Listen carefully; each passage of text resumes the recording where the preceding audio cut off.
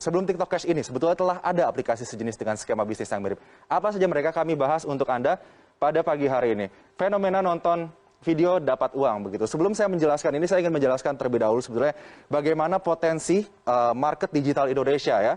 Kita punya 170 juta pengguna internet aktif begitu di Indonesia. Ini menjadi aset yang sangat penting begitu bagi bangsa Indonesia. Bahkan bisa dikatakan jika sebuah perusahaan startup misalnya atau perusahaan rintisan ingin memenangkan market atau pasar di Asia Tenggara, ia hanya harus menangkan pasar di Indonesia karena pengguna internet kita yang sangat besar. Tapi ini juga memberikan sebuah ancaman. Seperti apa? Kejahatan siber. Kejahatan siber bagi para penggunanya yang tidak terliterasi dengan baik terkait dengan keuangan digital. Kalau terkait dengan keuangan digital sendiri, ada yang namanya money game. Nah, money game ini yang sedang ramai diperbincangkan karena money game ini menganut skema Ponzi. Nanti kita akan bahas lebih jauh terkait skema Ponzi ini, tapi saya akan jelaskan terlebih dahulu aplikasi-aplikasi yang memberikan penghasilan kepada para penggunanya hanya dengan menonton iklan ataupun video yang sedang ramai diperbincangkan saat ini, yaitu TikTok Cash. Nah, ini dia. TikTok Cash saat ini sudah memiliki anggota 500.000 orang. Mungkin saja lebih saat ini begitu ya. Namun TikTok sendiri, TikTok merupakan anak perusahaan dari ByteDance begitu, sudah mengeluarkan pernyataan bahwa tidak memiliki keterkaitan atau tidak berhubungan sama sekali dengan TikTok Cash. Jadi sudah ada pernyataan resmi dari TikTok bahwa tidak ada hubungan dengan TikTok Cash ini. Jadi harus diwaspadai begitu ya.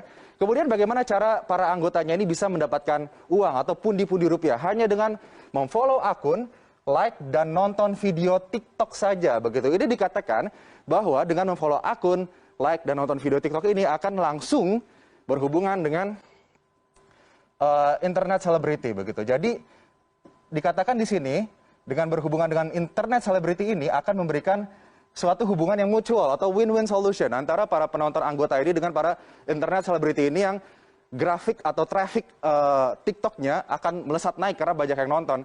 Kemudian anggota juga harus membayar biaya pendaftaran. Nah, ini dia. Biaya pendaftaran dan terdiri dari tingkatan level. Ini saya akan bahas ya. Semoga saya membahasnya ini tidak menjadi sebuah promosi, tapi ini sebagai sebuah langkah precaution bagi Anda semua begitu ya. Bahwa ada indikasi yang ditemukan oleh Satgas Waspada Investasi OJK begitu, ada indikasi TikTok Cash ini menganut pola Ponzi yang dilarang oleh pemerintah Indonesia, oleh OJK begitu. Jadi untuk tingkatan levelnya ini sendiri terdiri dari beberapa level, mulai dari magang sampai ke pengawas. Nah, ini levelan-levelan yang bisa diambil oleh para anggota TikTok Cash ini kemudian untuk mendapatkan pundi-pundi yang lebih banyak lagi. Dan jaraknya di sini dari magang sampai ke pengawas, jika ingin naik atau upgrade tingkat harus membayar dengan nominal 89.000 sampai dengan 15 juta rupiah.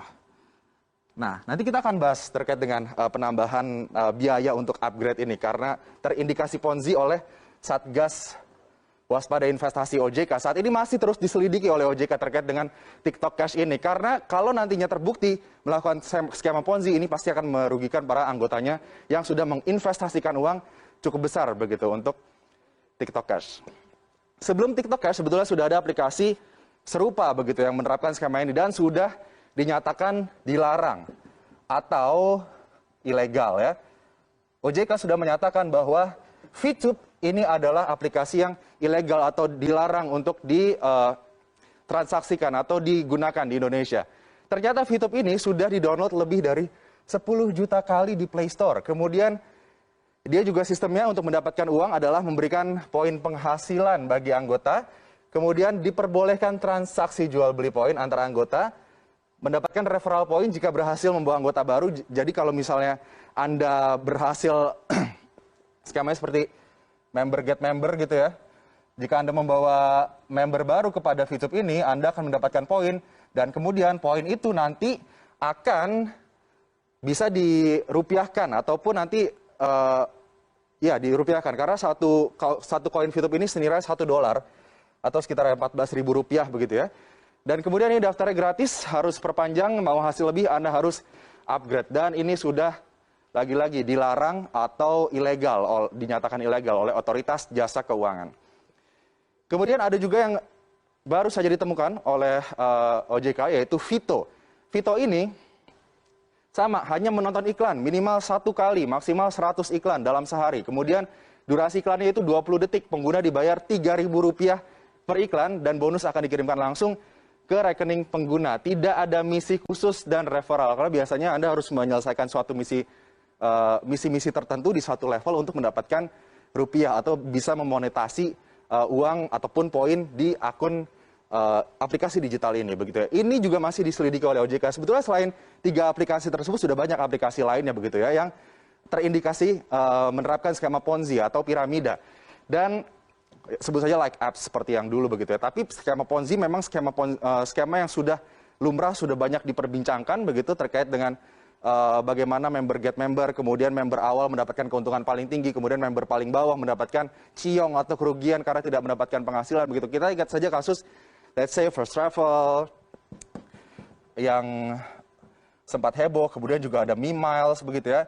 Ini 2 kasus yang sempat menghebohkan Indonesia dan terindikasikan juga menerapkan skema Ponzi bagi para anggotanya. Dan kita juga sudah punya undang-undang, yaitu Undang-Undang Nomor 7 Tahun 2014 terkait skema Ponzi. Ini yang menyatakan bahwa skema Ponzi atau piramida ini adalah sistem kegiatan usaha yang memperoleh keuntungan bukan dari hasil penjualan barang. Ini yang harus digarisbawahi. Jadi Anda harus hati-hati jika ada suatu bisnis yang menawarkan Anda penghasilan tanpa ada penjualan barang.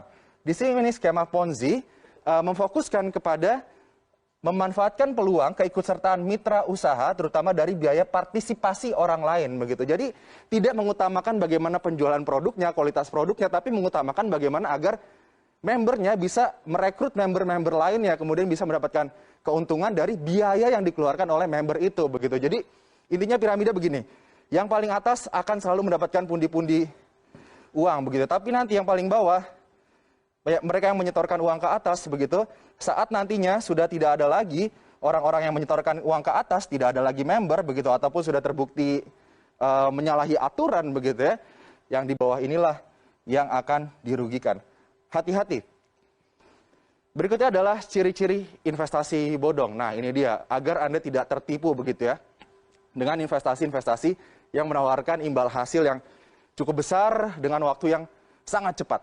Nah, imbal hasil tidak masuk akal dan tidak logis. Tadi juga sempat dijelaskan bahwa imbal hasil saja untuk obligasi dan lain-lain, ya let's say 5% atau 6%. Tapi aplikasi-aplikasi digital yang bisa menonton iklan dan mendapatkan uang itu, imbal hasilnya bisa 30 sampai 40%. Ini 5% sampai 6% 1 tahun ya.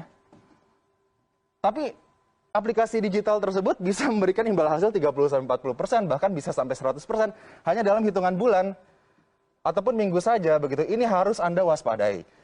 Kemudian ada uang muka yang harus dibayarkan dan dijanjikan kembali dengan cepat, begitu. Jadi Anda bisa mengembalikan uang modal Anda itu dengan cepat. Kemudian memiliki layanan lapisan yang berjenjang, tadi bertingkat, dan skema pengelolaan bisnis yang tidak transparan. Yang paling aman adalah bagaimana kita rutin melakukan pengecekan kepada otoritas jasa keuangan ataupun berita-berita, begitu, agar kita tidak tertipu, tidak menjadi korban dari money game ataupun skema Ponzi ataupun penipuan berbasis keuangan digital.